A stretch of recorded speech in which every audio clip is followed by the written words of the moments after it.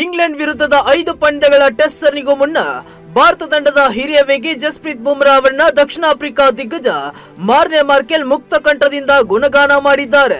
ಮೊದಲನೇ ಟೆಸ್ಟ್ ಪಂದ್ಯಕ್ಕೂ ಮುನ್ನ ಜಸ್ಪ್ರೀತ್ ಬುಮ್ರಾ ಅತ್ಯುತ್ತಮ ಲಯದಲ್ಲಿ ಕಾಣುತ್ತಿದ್ದಾರೆಂದು ಹೇಳಿದ್ದಾರೆ.